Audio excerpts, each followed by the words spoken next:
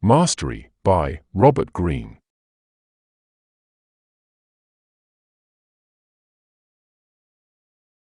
The future belongs to those who learn more skills and combine them in creative ways. No one is really going to help you or give you direction. In fact, the odds are against you. People around you, constantly under the pull of their emotions, change their ideas by the day or by the hour, depending on their mood.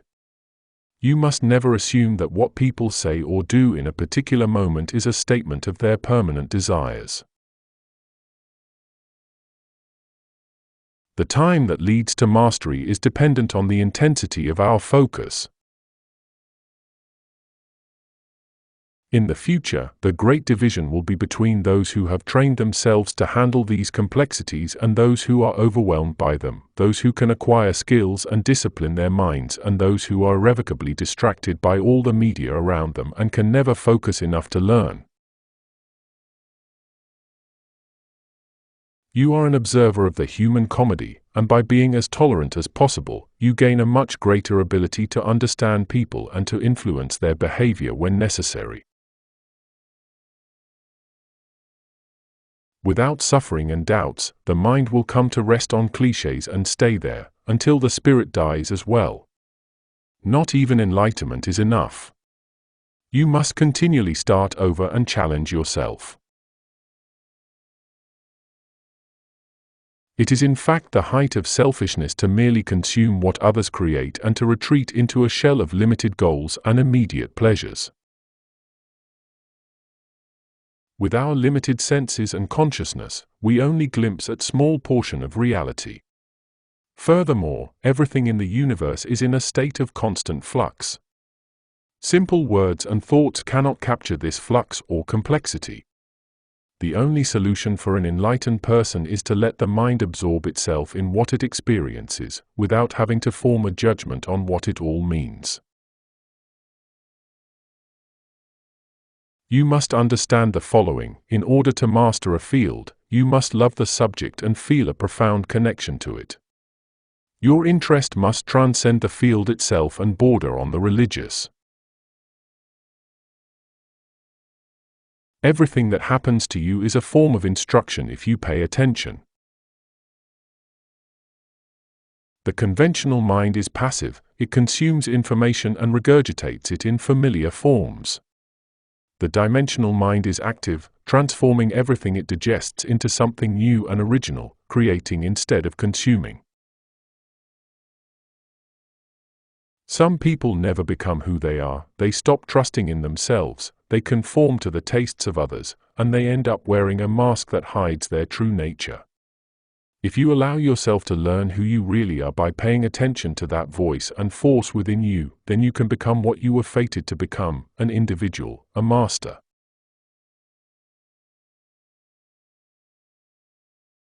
If we don't try too much in life, if we limit our circle of action, we can give ourselves the illusion of control. The less we attempt, the less chances of failure.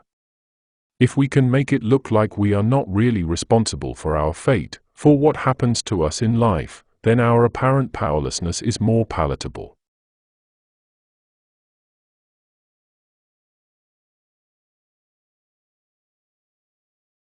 If you are excited and obsessive in the hunt, it will show in the details.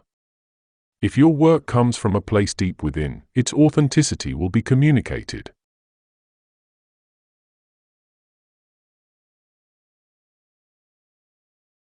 The key then to attaining this higher level of intelligence is to make our years of study qualitatively rich.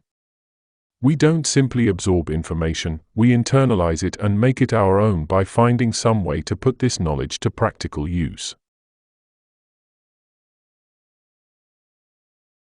Our natural tendency is to project onto other people our own belief and value systems, in ways in which we are not even aware.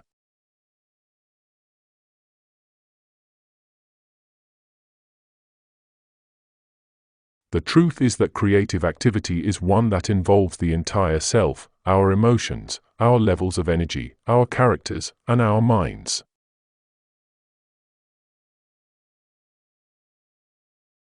You must avoid at all cost the idea that you can manage learning several skills at a time. You need to develop your powers of concentration and understand that trying to multitask will be the death of the process.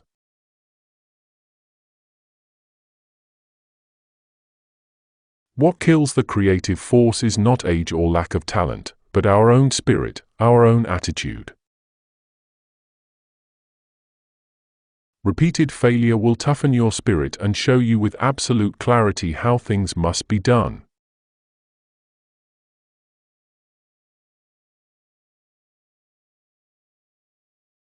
Most people don't have the patience to absorb their minds in the fine points and minutiae that are intrinsically part of their work. They are in a hurry to create effects and make a splash. They think in large brush strokes. Their work inevitably reveals their lack of attention to detail. It doesn't connect deeply with the public, and it feels flimsy.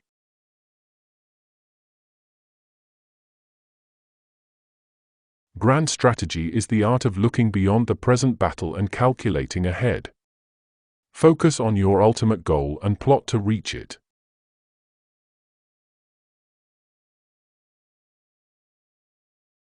Power is not what we do but what we do not, hasty and unwise actions that we repeat every day and which ultimately bring us into trouble. Boldness makes even the smallest animal dangerous. Become the curator of life. Edit, leave out the junk. But when you find something worth keeping, treasure it.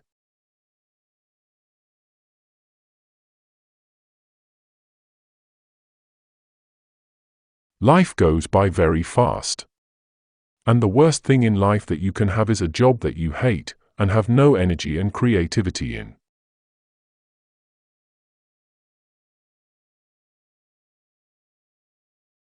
Never take your position for granted and never let any favors you receive go to your head. Routine life is unbearable, and most people only think about how to escape into the world of fantasy and dreams.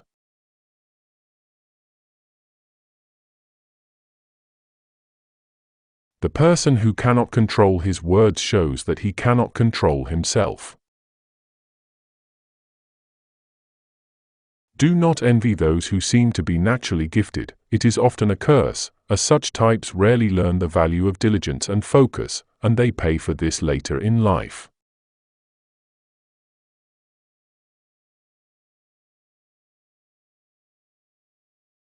The moment you rest, thinking that you have attained the level you desire, a part of your mind enters a phase of decay.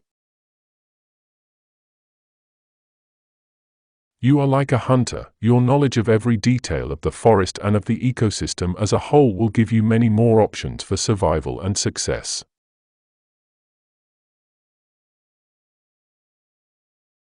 The need for certainty is the greatest disease the mind faces.